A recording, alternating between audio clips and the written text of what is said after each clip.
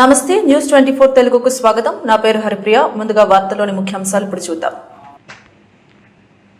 సుపరిపాలనలో తొలి అడుగు కార్యక్రమంలో స్వర్గీయ చెన్ను బాలకృష్ణారెడ్డి తనయుడు యువ నాయకులు చెన్ను అశోక్ రెడ్డి రాపూరు పట్టణంలో ఇంటింటికి తిరిగి కూటమి ప్రభుత్వం ఏర్పడి సంవత్సర కాలం పూర్తి చేసుకున్న సందర్భంగా ముఖ్యమంత్రి చంద్రబాబు నాయుడు ప్రవేశపెడుతున్న పథకాలు వివరించి సూపర్ 6 పథకాలు మీకు అందుతున్నాయా లేదా ఏమైనా సమస్యలు ఉన్నాయా అని అడిగి తెలుసుకున్నారు.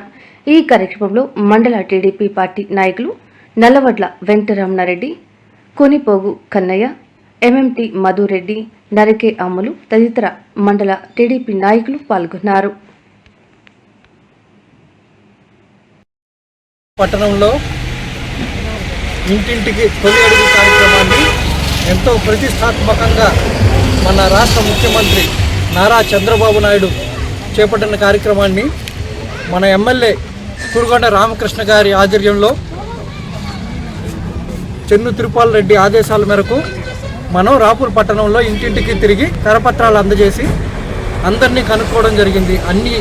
అన్ని విధాల వాళ్ళకి పథకాలు అందుబాటులో ఉన్నాయా, అన్నీ అందాయా, అందరినీ ప్రతి ఇంటికి తిరిగి కనుక్కొని అందరూ యోగక్షేమాలు తెలుసుకొని మన కార్యకర్తల అండతో ఈ కార్యక్రమాన్ని విజయవంతంగా పూర్తి చేశాము.